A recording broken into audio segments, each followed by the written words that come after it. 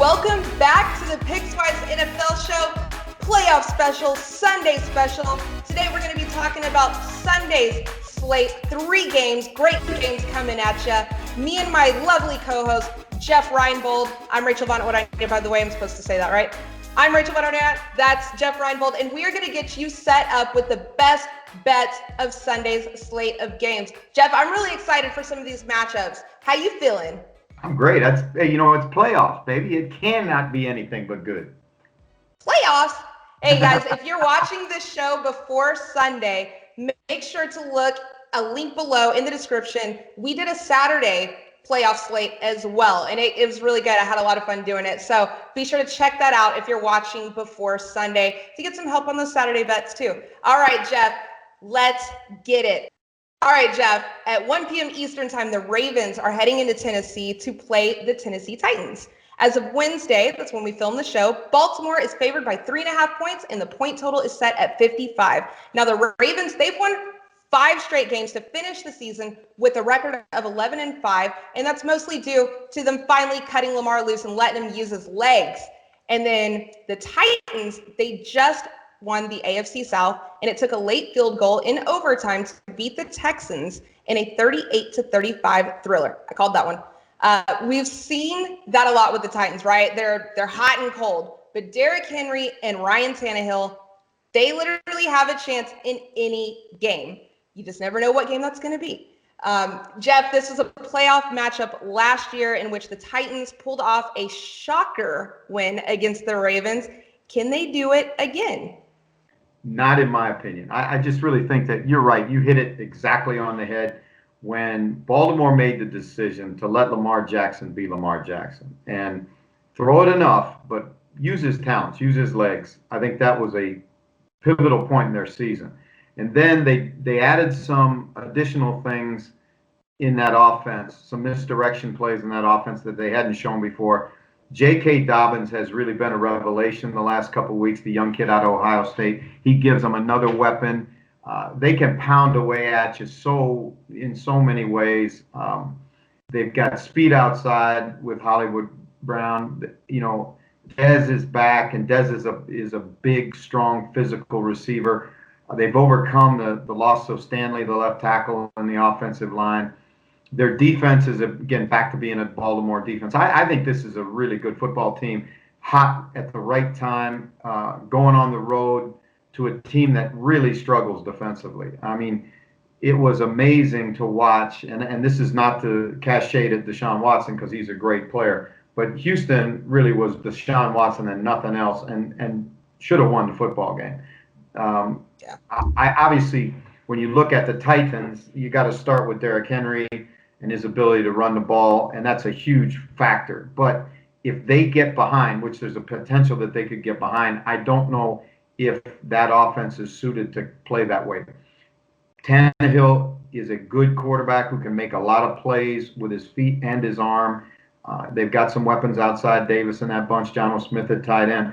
But I just really think that when you look at the entirety of the game, the most balanced of these two teams is Baltimore. They play outstanding special teams. They're opportunistic on defense. They'll make it tough they'll just put so many people in the box. It'll be hard to run the ball with Henry. And I think that this is a team that's hot at the right times. Tennessee is not, they didn't back into the playoffs for certain, but this is also a team that we saw get blown out by the Browns 3 weeks ago. So my money is on Cleveland. On Baltimore. On Baltimore, it's funny, you had that little Freudian slip right there. I see this game going a lot, kind of like the last time we watched one of the greatest games of the season when Cleveland played the Ravens. I think that Tennessee is built a lot like the Browns. And so for that reason, I think the Browns probably have a slightly better defense. I mean, slightly better. They are a better defense. But with that being said, I think this is going to be a shootout and really, really fun to watch. So I'll just come right out from the jump and say the point total queen right here, I'm going with the over in this game. Jeff, you're a little more confident on the Ravens. On Lamar Jackson getting his very first playoff win. And the dude won an MVP before he won a playoff game. So maybe there's just a bias there with that, but I do think he wouldn't be human if this was not somehow affecting his mental psyche, right? I mean, it's all anyone talks about after they get knocked out of the playoffs. So I think that Tennessee covers in this game. It's such a hard game to pick because you like you said, man, you never know what Tennessee team you're going to get. But I know that if the best Tennessee version of themselves shows up on that field, they can beat literally anyone. And we saw it last year. I don't know who I picked to win the game. It's a toss-up. I wouldn't spend my own money on it, but I would take Tennessee to cover. And little side note here, it is plus 900 right now for this game to go into overtime. If you got some extra stimulus money, a little extra Christmas money, just some frivolous money that you can maybe throw around, I'd consider putting 50 or $100 on that. I think it's completely possible and completely reasonable to think that that could happen. So I digress. I'm taking Tennessee to cover and the over on point total at 55. But Jeff, I don't know what you think about the point total. What you got? Like I said, I'll take Baltimore and I'll take the over. I really believe that. I'm with you. I think this is going to be a really fun game to watch. Yep, it's all going to be laid out on the field, that's for sure. Well, there you have it, guys. Baltimore Ravens, Lamar Jackson, can he get his very first playoff win in his what is already a spectacular career? Let us know in the comments below what you think. All right, Jeff, let's talk about the second game of Sunday. It's the Bears at the Saints. And as of today, Wednesday, the Saints are 10-point favorites. They opened up at 9. They got some money coming on the Saints. It's moved to 10. And the point total is set at a low 47.5. Wow. The Bears, they lost to the Packers on week 17, as pretty much I think we all knew was going to happen, but still got into the postseason because the Cardinals lost to the Rams. They ended up with an 8-8 record. And since Mitchell Trubisky has come back from being benched at quarterback, they have looked a lot better, albeit against some pretty weak defenses. But, you know, I can duke that out with the Bears fans later.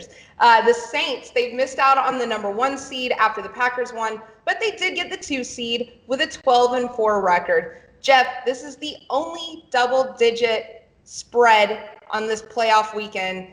Is it being disrespectful to the Bears and that stellar defense, or do you think that they can cover 10? You know what? 10 points in a playoff game. Man, oh man, that is a big, big statement. And, you know, I think it is disrespectful to a Chicago defense that has really played well all year with no help from the offense. There were stretches where it was just, if they didn't make a play on defense, they had no chance. Now, David Montgomery came back, and it's interesting, Rachel, because everybody talks about the rebirth of Mitch Trubisky. It's really because of David Montgomery has come back, and they've got a running attack for the first time, and now it's he can do some things that are more in his skill set. So I think that when you look at the Bears have nothing to lose in this game. They're going to go to New Orleans. They're going to read all week long about how they're the largest underdog in the playoffs. That nobody's giving them a chance. They're 8-8, and on and on and on. I think that will be an emotional fire for them. They're a proud defense that they will come out and they will make it tough. Remember, there's no guarantee right now that I've heard that Alvin Kamara is going to start in this game or be able to play in this game because of his COVID issue. What's happening with Thomas? He has not played in a month. Even if he plays, will he be full speed? So now you're putting it on Emmanuel Sanders and a 40-year-old quarterback in Drew Brees and Taysom Hill. So I think the Bears will cause New Orleans a lot of problems. I don't think they'll win the game because I don't think they can score enough points against a very, very good Saints defense. So in New Orleans, I'll take the Saints money line, but I'll take the Bears against the spread, and I like the under in this game. You like the under? You know what? It's bizarre, Jeff, for a spread, I feel like, to be that high, but the point total to be that low. I don't know. So it's a lot. And look, the Saints last week they didn't have any starting running backs, right? They didn't even have the running back coach because everybody was under they all got the Rona or almost got the Rona, and they had to be safe in quarantine. That being said, we were talking about David Montgomery. Let's talk about Ty Montgomery, right?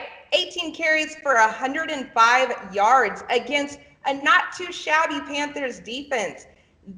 That's not how I saw that game going. The Saints winning 33-7. So they showed me that, you know what, it's throughout controversy and whatever, that team can win almost at will. And they're definitely playing really well right now, as they should. With that being said, Jeff, I kind of thought that they should have just made last week their bye. That's how I felt about it. They should have rested their starters. I wanted Drew Brees to get a little bit more rest. He's been hobbled this season. He's fragile. You know what I'm saying? And this defense is going to come at him, no doubt. Absolutely, I believe that the Bears cover. 10 points is just too high in this game. Pride's on the line. Trubisky is trying to convince his team that, hey, I really am the starting quarterback. I am the face of this franchise, okay? I think they're going to come out. They're going to put everything on the field. I think it's going to be closer than 10. But I do thoroughly expect the Saints to win this game. And you said you're taking the under on the point total. I'm going to go with the over. This is really low for a spread like that. It's confusing me. My brain doesn't like it. I don't know why. I don't have a whole lot of logic other than that to put behind this, other than it's 47.5 is too low for me. I'm going with the over. Am I crazy? Nope. You're the princess of points. I am the point princess. There you have it, guys. Point princess is telling you it's going over. Jeff is taking under. We're both taking the Saints to win, obviously, but the Bears ain't going down by 10 points. We have the Bears covering. Let us know in the comments below what you think. All right, Jeff, it's time for Sunday Night Football prime time. The Cleveland Browns are headed to Pittsburgh to take on the Steelers again. As of Wednesday, today, the Steelers are favored by 6 points, and the point total is set at 47. Now, the spread has gone up from 4 to 6 due to all the COVID issues that the Browns are having. So let's get into that. Head coach Kevin Stefanski, he's going to miss this game.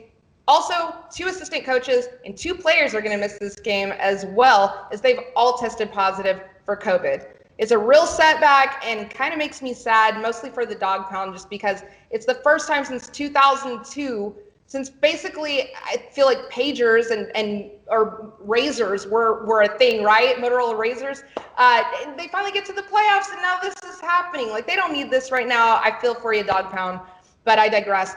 The Steelers, though, they played the Browns last week, and they got to rest a buttload of players in Week 17, including Ben Roethlisberger. They finished their season 12-4. They had a very solid year. They weren't undefeated for it feels like forever, and they had a slight wobble towards the end there, but they seem like they're back on pace. Jeff, firstly, let's talk about the Browns special teams coach, okay? He's going to be basically the interim head coach. He's filling in completely for Kevin Stefanski, and you were a special teams coach yourself. You are a special teams coach yourself. Has this ever happened to you where you had to step in and fill in for a head coach? And do you think that this is going to affect the Browns a lot, a little? How do you see this going? What's your experience? It's never happened to me, but I'll tell you, it's the best decision, I think, for them to make, because normally during the course of a game, the coach that's the most in tune with the flow of the game, with whether you go for it on 4th down, don't go for it on 4th down, all of the kicking situations, obviously, and really the pulse of the game is the special teams coach, because the defensive coaches, as soon as the defense is off the field, they turn their attention to the booth and to the statistics and the iPads and all of that, and they may not even know what happened during the series for the offense, and then they go back to work, and then the offense does the same. The special teams guys involved all the time, because so much of field position is down to special teams and how you want to approach your calls and all that. And he's always in the head coach's ear during the course of the game. So Mike Prefer, although he's never been a head coach, I think this is kind of a natural ascension for him, and it helps the other guys too. Because you got to understand, Alex Van Pelt, the offensive coordinator, has never called plays. Now, he called plays in preseason games, but preseason games and playoff games are completely different animals. So the last thing he would need is additional pressure on him. Joe Woods is trying to keep a defense together against a really good Pittsburgh passing attack, and he doesn't need the additional challenges of trying to do all the head coaching responsibilities. So to me, it's a smart move by the Browns. I really feel for Joe Bitonio, the Browns all-pro guard, who's been there, I don't know, 12 or 14 years and seen all the bad years, been through the years where they didn't win a game. He finally gets to the playoff, and he gets COVID-19, so he's not going to play in the game. The Browns have had a great season. Baker Mayfield's grown a ton. You've seen the emergence of a number of players, Chubb on offense, some defensive kids that are going to be really, really good players. Myles Garrett's one of the premier pass rushers in the league. The Browns are headed in the right direction, but this is going to be the final game for them this year. Pittsburgh's now going to have Ben rested, T.J. Watt rested, their front's healthier. Joe Hayden will come back rested. I just think that the Steelers are too good a football team. The Browns struggled hard last week with their starters to beat a lot of Pittsburgh backups, and I just think that's indicative of how this is going to go. Yeah, that game did not go the way that I thought it was going to go for sure.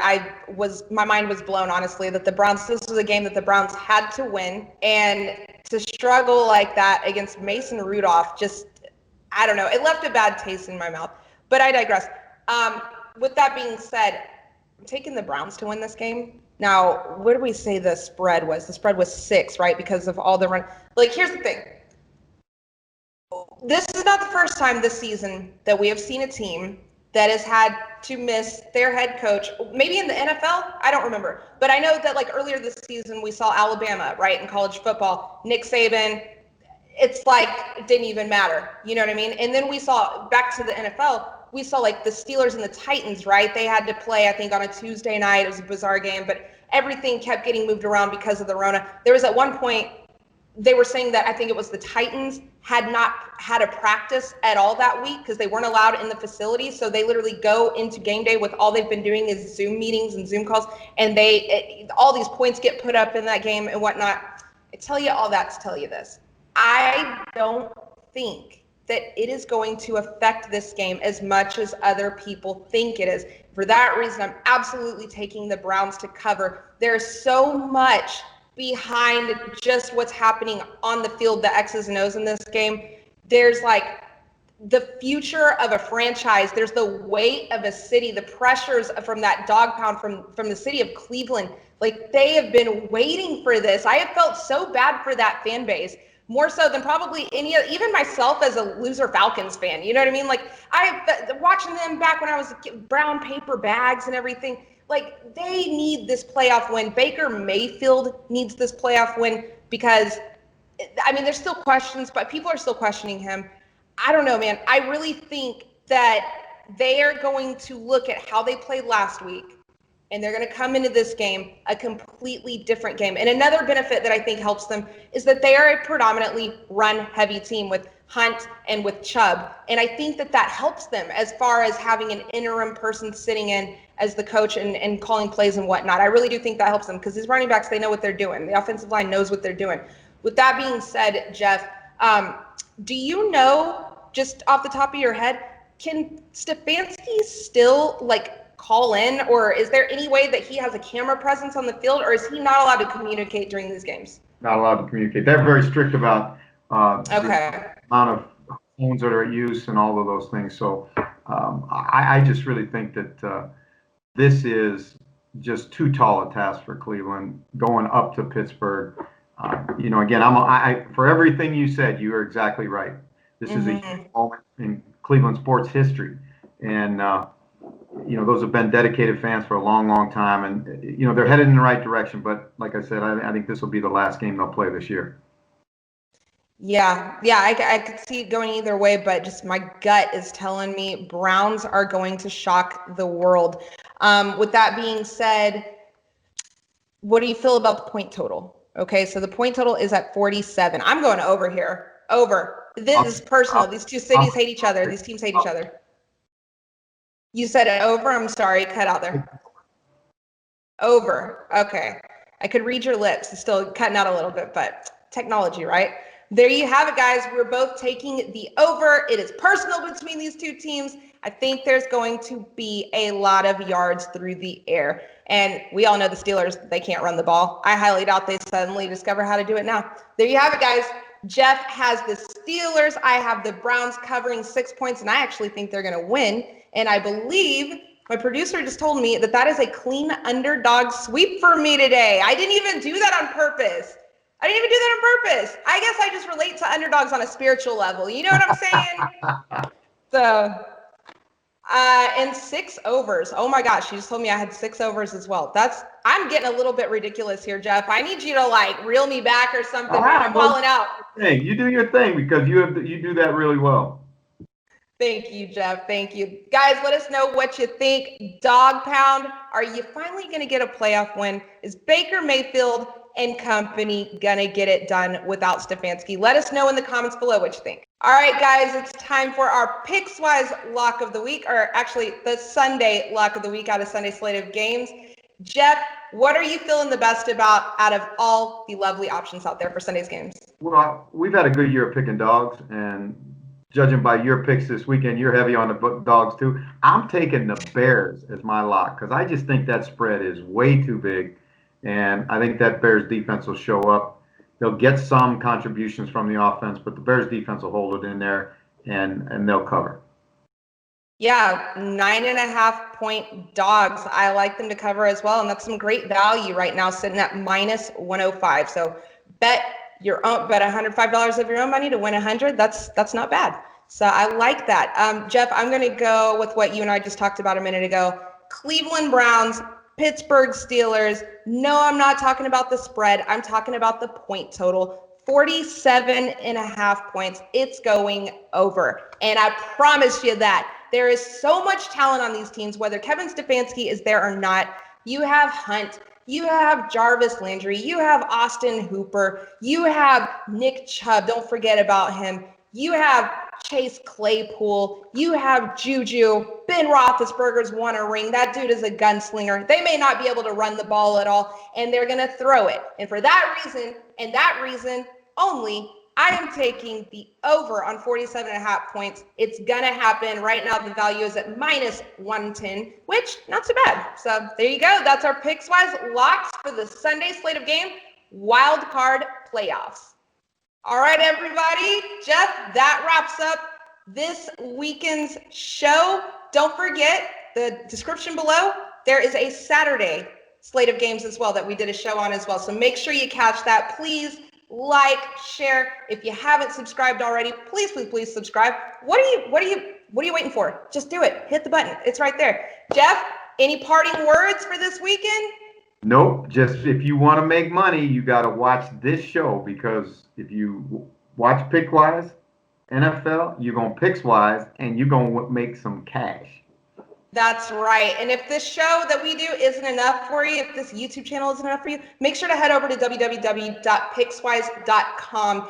Everything on there that you need to make the best bets, from props, DHS, fantasy, to the spreads, point totals, anything you want. And it's all free. You don't have to sign up. You don't have to make an account. Nothing. It's literally right there. There's no reason not to, because the more you know, the better you do. All right, guys, there you have it. Thanks for tuning in, and we will see you next week for the next slate of playoff games. All right, fun stuff. Be sure to gamble responsibly. Okay, gamble, have fun, but do it responsibly. Thanks, guys.